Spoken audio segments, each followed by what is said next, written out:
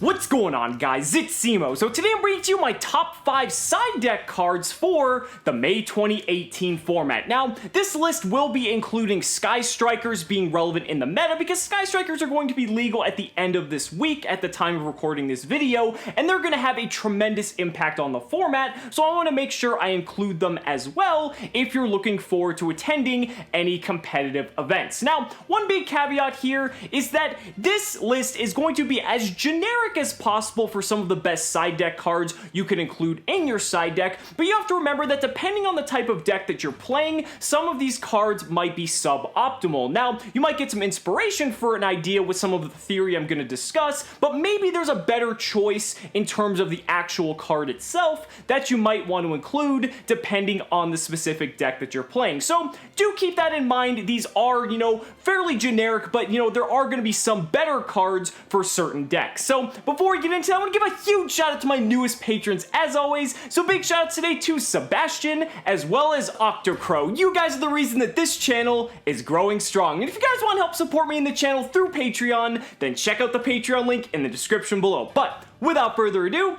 let's go ahead and get right into it. Starting off with number 5, we have Mind Control. Now, Mind Control is specifically more tailored towards the Sky Striker matchup, and probably more specifically than that, the Sky Striker mirror match, because this is going to be taking a play out of the Zodiac book by being able to take control of your opponent's Sky Striker monster, and then being able to use it as link material for whatever play you see fit. Now, the thing here is you don't have to be playing Sky Strikers for Mind Control to be a particularly effective side deck card. The reason for that is because most decks moving forward upon the release of Sky Strikers are going to be incorporating copies of Hornet Bit as well as Engage and utilizing the Sky Strikers as a little mini engine very similarly to Zodiac. Now, the thing is here, by doing that, you're going to have access to cards like Kagari in your extra deck anyway, so it's cool because Mind Control is actually going to be like a +2 swing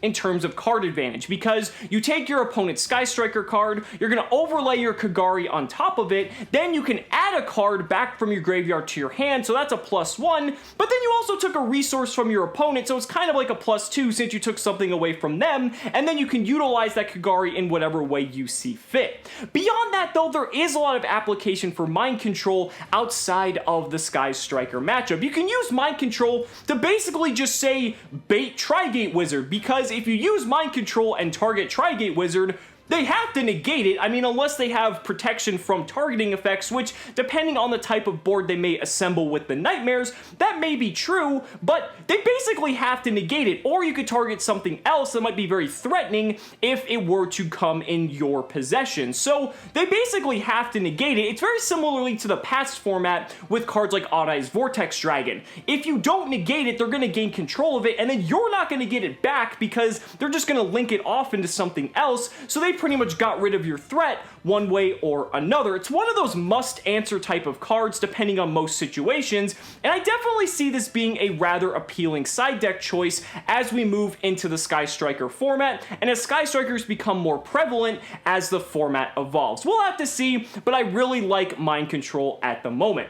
Now this moves us on to number 4, I've got Red Reboot. Now, Red Reboot is specifically tailored towards the Altergeist matchup, but you also have some other applications and overlap here too. You could side it in against Trickstar if you want to, or whatever trap-heavy strategy you might come across. Remember, Draco probably still going to be sticking around even just a little bit, and having a card like Red Reboot is going to be very exceptional in those matchups. Now the thing about Red Reboot is, it isn't for every deck, but a lot of the top meta contenders at the moment have the potential to make and assemble in OTK. So having a card like Red Reboot that basically allows you to play through all of your opponent's trap cards with just a single card, if you're able to assemble whatever OTK that your deck is capable of, in addition to playing that one card, then Red Reboot is going to be a fantastic choice for your side deck. This card can basically auto-win the Altergeist matchup if your deck is able to OTK. Now, obviously, if you're playing something like an Altergeist mirror match, you don't want a card like Red Reboot because that's going to be a very control-based matchup. There's going to be a lot of back and forth, a lot of grind game,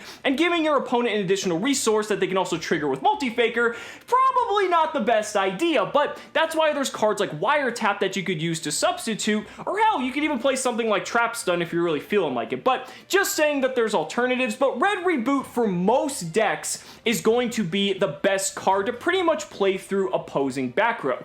Trap heavy strategies are not really going anywhere, and you're going to encounter them one way or another, and Red Reboot is universally probably the best way to deal with those matchups. You've also got cards like Twin Twister if you want something a little bit more generic. I wouldn't say it's nearly as powerful, but I think Twin Twister would be an adequate substitute if you're looking for something to pretty much just hate against back row.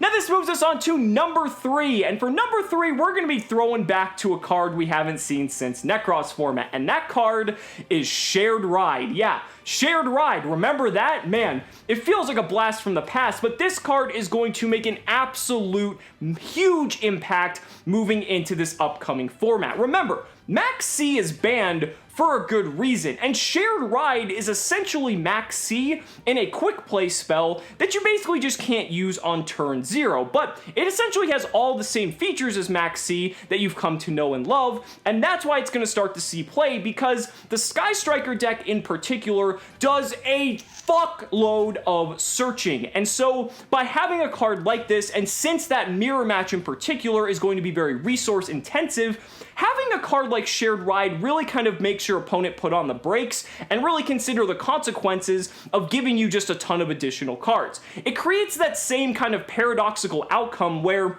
if you give your opponent a ton of cards, they're going to be able to out-resource you, especially in an attrition-based matchup like the Sky Striker mirror match, then you're not going to be in the best position. However, if you don't assemble a strong enough board, then your opponent's just going to win the game anyway. And Shared Ride is one of the just most cited cards in the OCG for this matchup in particular, and I expect the TCG is going to follow this trend as well. It depends on the popularity of Sky Strikers, but we'll just have to see how that goes. I still think this card's phenomenal, not just in your Sky Striker matchup, hell, even in your Gouki matchup and your SPYRAL matchup, even Trickstar. I mean, a lot of decks that are the top meta contenders right now, they do several searches in a turn, and so if you know you're going first, you can board this in, just set it with whatever else you're able to assemble in a given turn, and then when your opponent starts trying to search out all the different combo pieces of their deck to try to break your board, well, guess what? You flip Shared Ride, and now they're going to be in that predicament where they don't want to search cards, but they have to search cards if they want to win the game. So it's a really powerful card. I expect to start seeing a ton of these in the side deck, and that's why it's looking very favorable moving into the May 2018 format. Now this takes us on to number 2. I've got Ghost Reaper and Winter Cherries. Ghost Reaper is pretty much strong against every single one of the top decks, except for like Altergeist and I guess Trickstar, but even against Trickstar, you could argue that it might be good as well. The reason for that is Sky Striker, you're going to want to hit cards like Kagari or even Shizuku, depending on the matchup, because both of those cards are just insane resource generating engines, and by hitting those cards, you're kind of hitting the ability for the deck to just generate so many resources, and that's going to be difficult for them to recover.